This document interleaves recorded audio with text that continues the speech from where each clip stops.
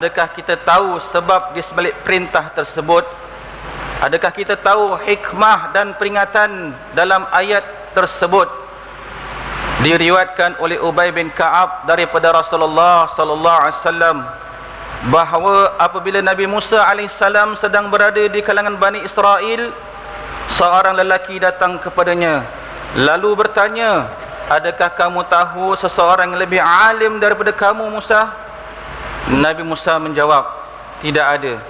Maka Allah Subhanahu wa taala berfirman kepadanya, "Sesungguhnya hamba kami Khidir lebih alim daripada kamu." Nabi Musa alaihissalam lalu bertekad untuk bertemu dengannya, untuk mencedok ilmu pengetahuan kurnian Allah Subhanahu wa taala kepada Nabi Khidir alaihissalam.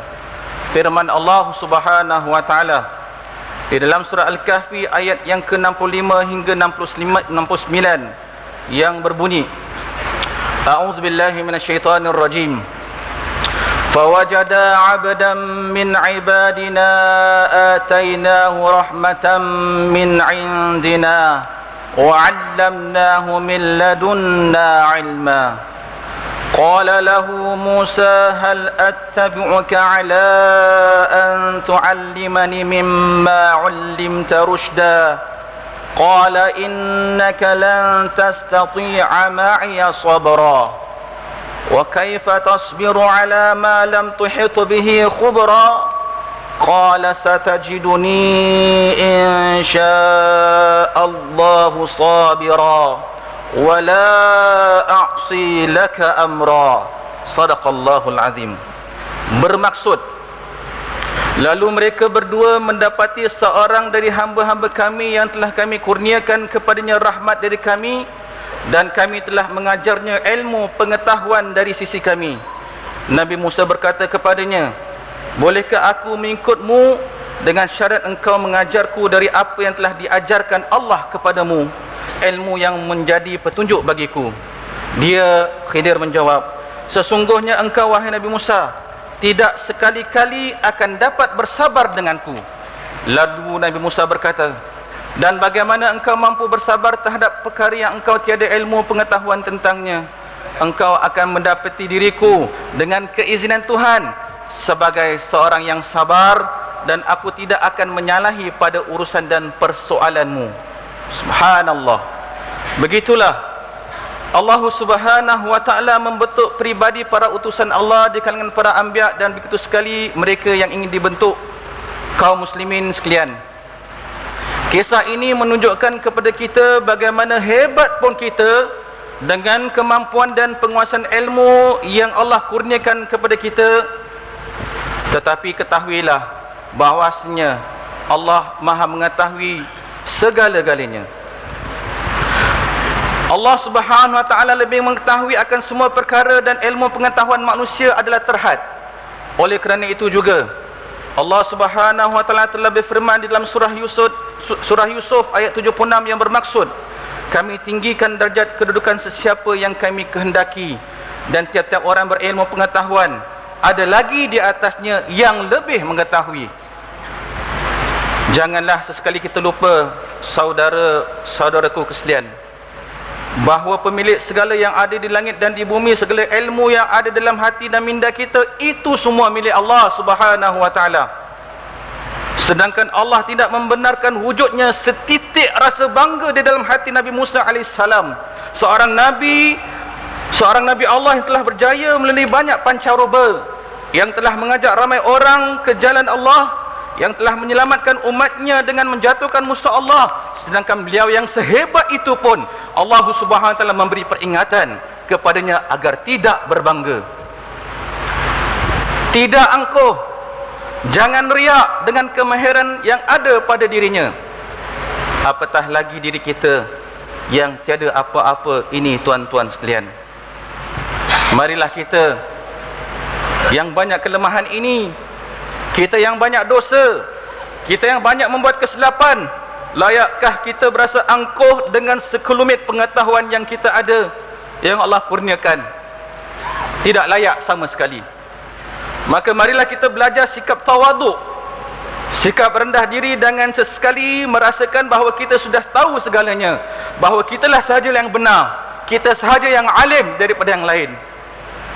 Saudaraku sekalian, selain itu perhatikanlah bagaimana Nabi Musa AS apabila mengetahui tentang seorang hamba Allah yang lain yang mempunyai ilmu pengetahuan yang lebih mendalam daripada beliau, adakah beliau merasa marah bahawa Allah Subhanahu Wa Taala telah kurniakan suatu ilmu kepada orang lain yang tidak diberikan kepadanya? Tidak, tuan-tuan sekalian. Nabi Musa alaihissalam tidak mempersoalkan tentang keilmuan hamba Allah tersebut. Tidak juga beliau menafikannya. Beliau juga tidak berdebat tentang perkara itu dan membalas dengan hujah-hujah untuk membuktikan bahawa beliau lebih alim dan mengetahui. Inilah keindahan peringatan di dalam ayat-ayat suci Al-Quran.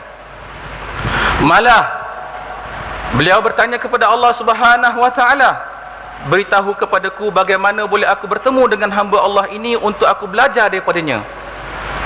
Dengan bersungguh-sungguh, dengan penuh rasa tawaduk dan ikhlas, beliau ingin mengetahui bagaimana beliau boleh menimba ilmu dan pengalaman daripadanya tanpa sedikit pun rasa marah atau angkuh. Indahnya peribadi beliau.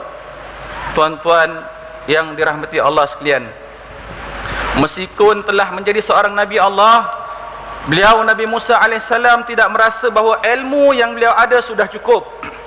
Tidak pula beliau berhenti menimba ilmu apabila diberitahu bahawa adanya seorang yang mengetahui apa yang tidak beliau ketahui. Kesungguhan beliau melambangkan kesedaran yang sangat mendalam dan akan kekuasaan Allah Subhanahu Wa Taala dan kelemahan diri sebagai hambanya. Inilah sifat sebenarnya kerendahan diri yang perlu kita pupuk dalam setiap diri individu. Saudara-saudaraku, terdapat pelbagai aspek kerendahan diri, tawaduk yang perlu diperhatikan setiap individu muslim. Bermula dengan merendahkan diri kepada Allah Subhanahu Wa Taala, merendahkan diri juga sesama manusia dan sebagainya. Kaum muslimin yang dimuliakan Allah Subhanahu Wa Taala, marilah kita mencontohi Nabi Allah Musa alaihissalam dalam sikap tawaduknya, dalam menuntut dan meraih ilmu pengetahuan. Elakkanlah daripada sikap bangga dengan ilmu pengetahuan kita yang terlalu sedikit, meskipun kita rasa ia sudah banyak. Elakkanlah memandang-mandang rendah terhadap orang lain. Elakkanlah daripada mencerca dan juga merasa akan diri sendiri lebih hebat daripada orang lain. Elakkan daripada sifat ta'asub, bahawa ilmu yang kita ada sudah cukup dan tidak perlu lagi belajar daripada orang lain. Tanamkanlah niat untuk menjejaki langkah Nabi Musa alaihissalam untuk terus gigih menuntut ilmu. Mudah-mudahan ia diterima sebagai amal soleh kita nanti sebelum kita semua bertemu Allah Subhanahu Wa Taala. Amin ya rabbal alamin. Barakallahu li wa lakum fil Qur'anil azim.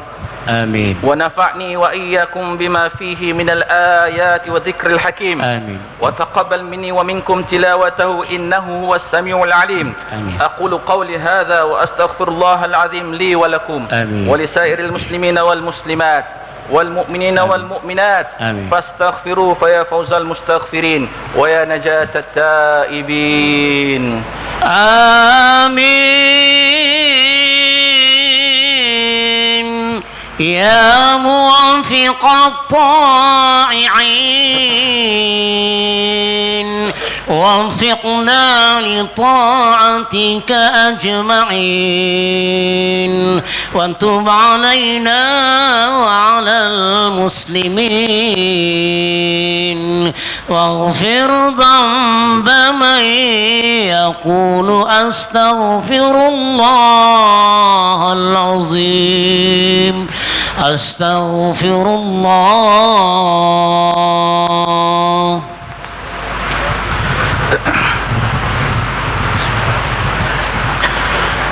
الحمد لله حمدا كثيرا كما أمر وأشهد أن لا إله إلا الله وحده لا شريك له إقرارا بربوبيته إرغاما لمن جهد بكفار وأشهد أن سيدنا محمدا عبده ورسوله سيد الخلائق والبشر. اللهم صل وسلم على سيدنا محمد وعلى آله وأصحاب مصابه الغرار. أما بعد فيا عباد الله اتقوا الله تعالى فيما أمر wantahu amma nahakum anhu wa zajar. Wahai hamba-hamba Allah sekalian, ketahuilah bahawasanya kehidupan kita di bumi ini kehidupan yang sementara sahaja. Akhirat juga merupakan kehidupan kita yang kekal abadi. Maka dengan itu hendaklah setiap diri di antara kita membuat persiapan sebelum kita semua bertemu Allah Subhanahu wa taala. Persiapan sebelum segala amalan dan ibadah kita diperhitungkan di mahkamah Allah Subhanahu wa taala. Hargailah nikmat umur yang Allah kurniakan kepada kita semua. Sifatkanlah diri sendiri dengan sifat rendah diri. Berakhlaklah dengan akhlak Al-Quran. Contohilah sifat dan kepribadian baginda Rasulullah sallallahu alaihi wasallam. Allah Subhanahu wa taala menyuruh kepada para malaikatnya dan hamba-hamba beriman agar berselawat ke atas junjungan Nabi besar Muhammad sallallahu alaihi wasallam melalui firman-Nya, Inna Allah wa malaikatahu yusalluna 'alan nabi ya ayyuhalladzina amanu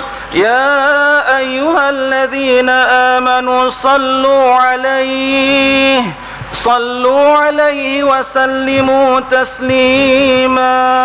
اللهم صل